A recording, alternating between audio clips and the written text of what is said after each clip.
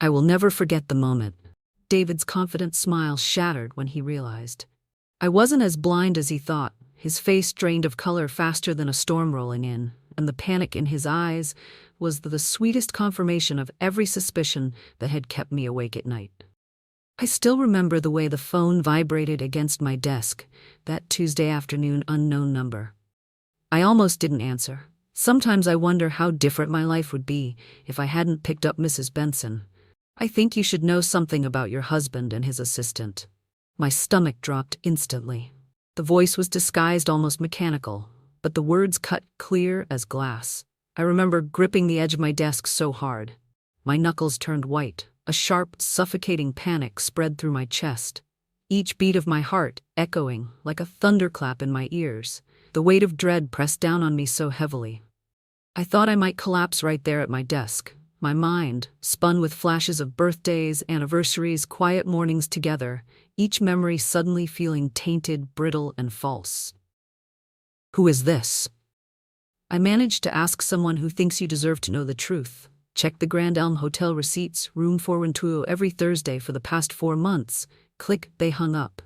I sat there frozen as the office continued. Its normal buzz around me. 22 years of marriage to David, 2 children we raised together, the house, we built the business. We grew from nothing into the most respected landscape architecture firm in Denver.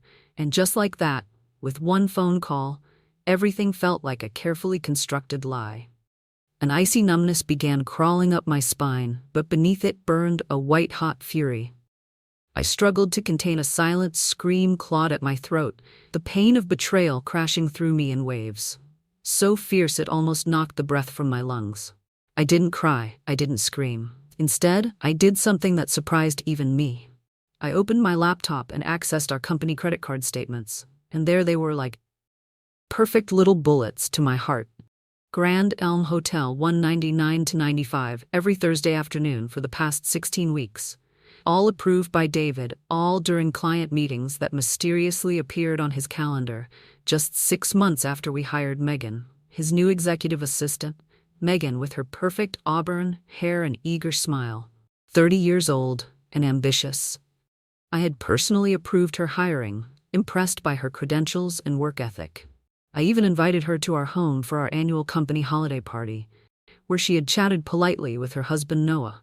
I remembered him clearly, tall, quiet, with kind eyes and a background in network security. They seemed happy that night. I didn't confront David when he came home. I kissed him on the cheek, like normal, asked about his day, and served the lemon chicken I'd made. I watched him lie to my face about a productive meeting with the Bishop account during the same hours. He'd been in room 412. You seemed distracted, he said, reaching for my hand across our kitchen island, the same hand that had likely been touching her just hours before. I smiled, just thinking about that new position. We need to fill in cybersecurity. Jake's leaving next month. Remember, right? David nodded, already losing interest in the mundane details of our IT department. I'm sure HR will find someone. Actually, I said, taking a sip of my wine. I think I might handle this hire. Personally, we need someone who really understands system vulnerabilities. The double meaning of my words was lost on him. I excused myself early that night, claiming a headache, but instead of sleeping, I crafted a plan. Not a dramatic confrontation with tears and accusations. Those never solve anything. No, I needed something more elegant, something that would expose the truth while giving me every advantage. Lying in the dark, I stared at the ceiling as my mind raced through years of shared moments that now felt counterfeit. His touch, once comforting, now felt foreign. The silence of the room was deafening, but inside my chest a storm raged. Not of heartbreak, but of resolve. There was no room for emotional collapse, only clarity. Every act of betrayal had unknowingly handed me a piece of the strategy I was about to execute. The next morning I called Noah Green, Megan's husband, and invited him to interview for our cybersecurity position, a position that would report directly to me, a position that would give him access to all company communications, a position that would place him just 3 doors down from his wife's desk, where she spent each day at the beck and call of my husband. When Noah asked why I reached out to him specifically, I simply said, "Your reputation precedes you. And I believe, in keeping talented people close. He had no idea just how close I planned to keep him the day Noah started. Our firm was the day I'd be documenting everything, every late meeting David scheduled with Megan, every long lunch that stretched into hours, the way they stepped slightly apart. Whenever someone walked into a room, the inside jokes that fell silent. When I approached, I played my role perfectly. The busy, distracted wife and company co-founder, too caught up in quarterly projections to notice the lingering glances between my husband and his assistant, too preoccupied to see how Megan would touch his arm when showing him something on her computer too trusting to question why she needed to accompany him on that weekend. Conference in Los Angeles, you've lost weight. My sister commented during our monthly lunch new diet. Just stress, I replied, pushing my salad around end of fiscal year. But deep down, I wondered if the real reason was the gnawing anxiety that kept me awake at night. The endless replay of moments I dismissed as harmless. I started questioning every decision I'd ever made, hiring Megan, expanding the business, even marrying David in the first place. I hated myself for the creeping doubt, for feeling like I was somehow to blame for his betrayal. It was like watching the foundation of a life I built stone by stone begin to crack beneath my feet, and wondering if I was the one who placed those weak stones there to begin with. I replayed every choice in my head like a reel stuck on loop, wondering if I missed the warning signs or simply chose to ignore them. What I didn't tell her was that I hadn't slept through the night in weeks, that I'd started finding Megan's long auburn hairs on David's suits, that I'd accidentally seen a text preview on his phone that simply read, "Miss you. Already can't wait until 2 months into my plan." Noah was thriving in his new role. He'd already overhauled our outdated security protocols and integrated new monitoring systems that, with my authorization, included company email oversight. Aaron, he said one afternoon, knocking on my office door, I found some irregularities in the server access logs. Do you have a minute? I invited him in and closed the door. His face was professional, but his eyes looked troubled. Someone's been accessing confidential financial documents, transfer authorizations. Specifically, he handed me a report. The access point is from Megan's terminal, but outside normal business hours. I studied the report, heart pounding. Have you mentioned this to anyone else? No, protocol says I report security concerns directly to you. First, I nodded. Let's keep it that way for now. I'd like to understand what's happening before we sound any alarms. What Noah didn't know, what no one knew, was that I had already discovered more than deleted hotel receipts. 3 weeks earlier, I had found transfer authorizations for nearly $3,000 to an account I didn't recognize, small enough amounts to fly under the radar, spaced out over months, all authorized by David, all processed by Megan. They weren't just sleeping together, they were stealing from me, from our company, from our future. That realization didn't bring tears. It brought a cold, hollow ache, a betrayal that reached beyond the bedroom and bled into everything I had built, every late night I had worked, every dream I had shared. That night, David came home later than usual. His excuses rolled off his tongue with practiced ease: client dinner, contract negotiations, traffic. I watched him move around our kitchen, loosening his tie, pouring himself a scotch, completely unaware that I had spent the afternoon with our company's financial auditor. "How was your day?" he asked absently, scrolling through his phone, illuminating. I replied, "Yours. Exhausting. The Fairchild project is a nightmare." He rubbed his neck dramatically. "Megan stayed late to help organize the presentation materials for tomorrow." "That's nice of her," I said mildly. "She's certainly dedicated. We're lucky to have her." He agreed. Not meeting my eyes, "I'm thinking of giving her a raise. Actually, she's really gone above and beyond. Lately, I bet she has." I thought, "Speaking of staff," he continued, "how's that new security guy working out? Was that really a necessary hire?" "Noah, he's excellent.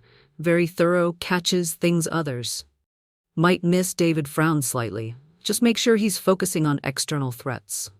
I don't want him wasting time monitoring our own people. Creates a culture of distrust." I took a slow sip of my water. "You know what creates distrust?" David's secrets for a moment, just a flicker. I saw panic in his eyes, but he recovered quickly, smiling that same smile that had made me fall in love with him 22 years ago. "No secrets here, babe, just tired." He kissed my forehead. I'm heading up to shower. As I heard the water running upstairs, I opened my laptop and sent Noah a simple email. We need to talk tomorrow. 7:00 a.m. I gave everything to this man. My youth, my loyalty, my trust. I helped build his dream into reality. And now he and Megan were planning to run away together with company money. Start over somewhere laughing about how blind I'd been. The realization hit me like a physical blow. I was nothing to him, an obstacle, something to discard, a searing rage. Ignited deep inside me, hotter and more consuming than anything I'd ever felt. How could he stand beside me every day, sleep next to me every night, all while plotting to steal not just our life's work but the future?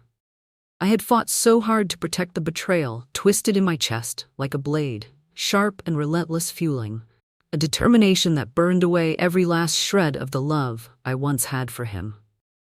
Well, they were about to learn. I wouldn't be discarded quite so easily. They'd been siphoning company funds for nearly 8 months. I explained to Noah the next morning in my office before anyone else had arrived. Small transfers, but they add up to over $12,000. I watched his face carefully as I laid out the evidence: bank statements, email exchanges with coded language, the pattern of business trips that aligned perfectly with withdrawals from an account in Washington state. Noah sat rigidly in the chair across from me, his expression shifting from disbelief to anger to a cold, focused calm. How long have you known about everything? He finally asked. The affair about 3 months, the money just recently. I hesitated. I'm sorry to involve you in this, but I needed someone. I could trust someone with as much at stake as me. He laughed humorlessly. And you trust me? You barely know me. I know enough, I replied. I know you're honest. I know you're good at your job, and I know you deserve better than being made a fool of. He stared at his hands for a long moment. What's your plan? I smiled for the first time in what felt like weeks. It was a fragile smile, not of joy, but of quiet power. The kind that comes from finally stepping out of a fog of betrayal and into the clarity of purpose. I've already started it, but I need your help with the next phase over the next 2 weeks. Noah and I worked while maintaining perfect professional facades. We gathered evidence, documented patterns, and built our case. What David and Megan didn't realize was that every email they deleted remained in our server backups. Every business expense created a paper trail. Every whispered conversation in what they thought was a private corner of the office was potentially visible on security. Footage that, as head of security, Noah had full access to. But we needed more than evidence of financial impropriety and an affair. We needed to understand their endgame. They've booked one-way tickets to Lisbon, Noah reported one evening as we worked late in my office. Next Friday. First class, using points from our joint credit card, so it wouldn't show on statements. His voice was flat, emotionless, but his hands trembled slightly. The day after the Bishop contract payment is scheduled to arrive, I noted $10 million. That would normally go straight to our operating account, which Megan recently gained authorization to access. Noah slid the paperwork across my desk. Authorization David had signed off on without reading carefully, buried in a stack of routine documents I'd prepared. So they divert the funds, board their flight, and disappear. I concluded, leaving us both humiliated, and the company in chaos. Noah leaned back in his chair. Not if we move first. My plan had originally been simple: exposure, confront them with evidence of the affair, fire, Megan divorce, David, and move on with my dignity intact. But this was different. This was calculated theft on a massive scale. This required a different approach. The Bishop payment is the key, I said slowly. If we can control where that money goes, we can catch them in the act. Noah finished, but we'd need to let them think their plan is working. I nodded, an idea forming, which means we can't let them know that we know. A slow heat rose in my chest. Not anger, but something sharper, cleaner. Purpose? For so long, I had been surviving one betrayal after another, but now I was preparing to win. For the first time since this nightmare began, I felt a spark of something like anticipation. David had always underestimated me, treating the business side of our partnership as his domain. While assuming I was content with design and client relations, he'd forgotten who negotiated our first major contract, who secured our financing. When the bank initially rejected us, who transformed a struggling two-person firm into a 50-employee success story. He'd forgotten I was always the strategist, Noah. I said, how would you feel about a promotion? One that puts you directly in charge of certain financial security protocols. The next day, I called an executive team meeting, including Megan, who looked uncomfortable sitting across from Noah but maintained her professional composure. David seemed distracted, checking his watch repeatedly. As you all know, the Bishop contract represents our largest project to date. I began with payment processing. Next week, I've decided to implement additional security measures. David frowned. Is that really necessary? We've never had issues before. Better safe than sorry, I replied pleasantly, which is why I'm putting Noah in charge of payment, verification, and routing. All incoming wire transfers will require dual authentication moving forward. I watched Megan's face carefully, the slight widening of her eyes, the quick glance at David, the subtle shake of her head.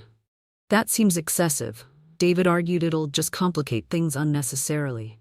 Actually, Noah interjected smoothly, it's becoming standard practice for transactions of this size. The system is quite simple. He launched into a technical explanation that I knew would make David's eyes glaze over. By the end of the meeting, I had what I wanted. Full team agreement to the new protocols, including David's reluctant sign-off. What he and Megan didn't realize was that we had just closed their escape hatch. That night, I overheard David on the phone in his study, his voice a harsh whisper. We need another way. No, we can't wait. I don't care how you do it, just fix it. I smiled to myself as I walked past his door without stopping. Little did he know I'd already anticipated their every possible move. The game was about to change the day before the Bishop payment was due. I called in sick for the first time in 15 years. David seemed relieved, kissing my forehead perfunctorily before hurrying off to the office.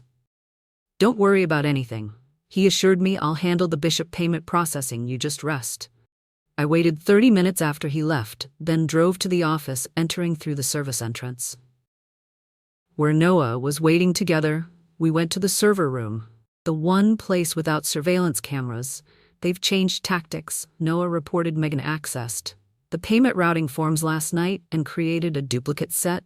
They're planning to substitute them during the processing meeting.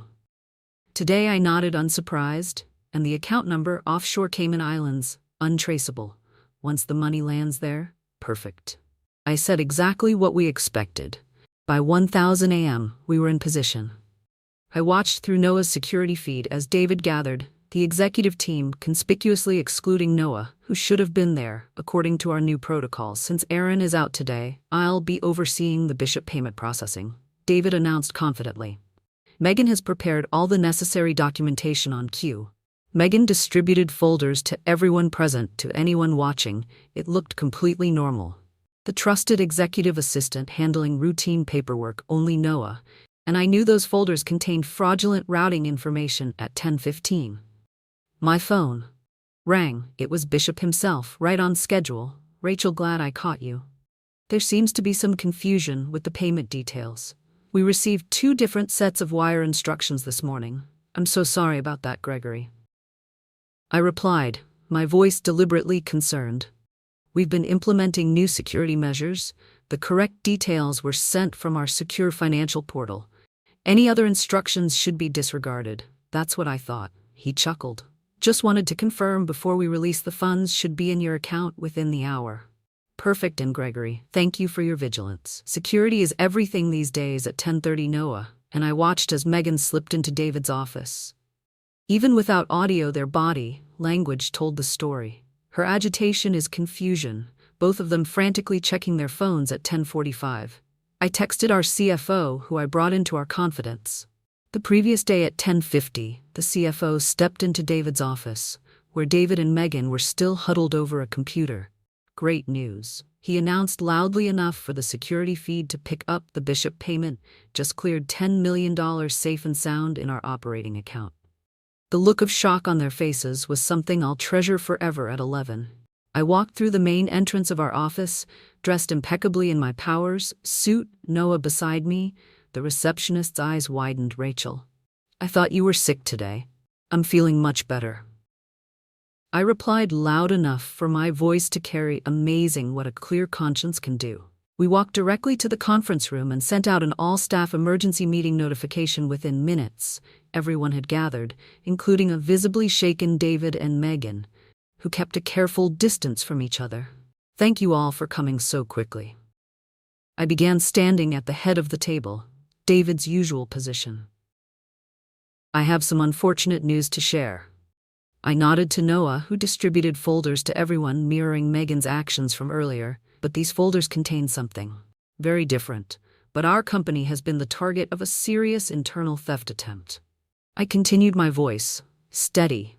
Someone created fraudulent routing information for the Bishop payment, attempting to divert $10 million to an offshore account. Gasps and murmurs rippled through the room. David's face had gone pale. Fortunately, our new security protocols caught the attempt. The real funds are safe in our company account. I paused. What you're looking at now is evidence of a pattern of financial impropriety dating back 8 months. Smaller thefts, expense account fraud, and finally, this attempted major theft. Megan was staring at her folder, trembling. David was trying to maintain composure, but his eyes darted frantically between me, the door, and Noah Rachel. This is absurd, David finally sputtered. These are obviously mistakes. Accounting errors. The second folder. Please, I interrupted, nodding to Noah again. The next set of documents made someone audibly gasp. Email exchanges, hotel receipts, photos from security, cameras of David and Megan in compromising positions in the office after hours. In addition to the financial crimes, I continued calmly, there has been a significant breach of professional ethics. As you can see, those responsible were motivated by more than just money. The weight of every sleepless night, every gut instinct I had buried, began to shift in my chest. For the first time in months, I wasn't questioning my reality. I was defining it. David stood up suddenly, his chair crashing backward. This is a witch hunt. You can't possibly sit down, David, I said quietly. The FBI Financial Crimes Unit is already on their way as representatives from the state licensing board. For a moment, silence hung in the air, then Megan burst into tears. It was his idea, she sobbed, pointing at David. All of it. He said, we'd never get caught, that Rachel never paid attention to the financial side. David's face contorted with rage. You lying. This was your plan from the beginning. As they turned on each other, I simply watched 22 years of marriage disintegrating before my eyes. Yet all I felt was an odd sense of relief. Security will escort you both from the building, I said. Finally, your access has been revoked. Do not attempt to remove any items from your desks. The authorities will handle that. I turned to the rest of the stunt staff. We will of course cooperate fully with the investigation. Our company will continue operations normally. I appreciate your understanding during this difficult time. As Noah and 2 security guards led David and Megan away, I remained standing at the head of the table, my posture perfect. Despite the earthquake that had just rocked my world, our CFO approached cautiously. Rachel, I'm so sorry. None of us had any idea. I smiled slightly. That was rather the point, wasn't it? But some things can't stay hidden forever. As the room cleared, Noah returned alone, closing the door behind him. It's done, he said simply. They're gone, I nodded. Finally, allowing myself to sink into a chair, and the one-way tickets to Lisbon are cancelled, along with their joint credit cards, cell phone plans, and hotel reservation. For tonight, I raised an eyebrow. Hotel reservation. Noah's smile was cold. Apparently, they planned a celebration before their flight tomorrow at the Grand Elm, Hotel Room 412. The poetic justice of it almost made me laugh. 6 months later, I stood in the newly redesigned lobby of Harper Design Group, now officially renamed Dalton Design and Interiors, reclaiming my maiden name, both personally and professionally. The scandal had made regional news for a few weeks. David and Megan had both taken plea deals to avoid longer sentences, 5 years for him, 3 for her, plus restitution of all stolen funds. The $10 million Bishop project had been completed on time and under budget, cementing our reputation for reliability even in crisis. The new logo looks perfect, Noah commented, coming to stand beside me as we admired the sleek signage being installed. Change was overdue, I replied, in more ways than one. We had developed an unusual friendship through our shared betrayal. Not romantic, We were both too raw for that, but something built on mutual respect and understanding. He had stayed, with the company accepting my offer to head our new cybersecurity division. Have you heard from him? Noah asked quietly. I shook my head. Not since the sentencing. My lawyer handles any necessary communication. I paused. Megan. She writes sometimes apologies, mostly explanations. He shrugged. I stopped reading them. I nodded. Some wounds, don't need constant reopening. My phone buzzed. A text from my daughter at college. Saw the new company sign on your Instagram. Looks amazing, Mom. So proud of you. A rush of emotion swelled in my chest. So suddenly it almost made me gasp, tears stinging my eyes as I realized how far I had come. Their words were like a balm to the raw places in my heart, proof that my children saw my strength rather than just the destruction their father had left behind. It wasn't just pride. It was validation. A quiet assurance that the pain hadn't been endured in vain, that somewhere in the ruins I had rebuilt something that mattered. But as the warmth of their message faded, a shadow of doubt crept in. Would I ever feel truly whole again? Or would there always be a part of me waiting for the next betrayal, the next heartbreak? The thought lingered, like a whisper in the back of my mind, a reminder of how fragile my newfound peace still felt. My children had been surprisingly resilient through it all.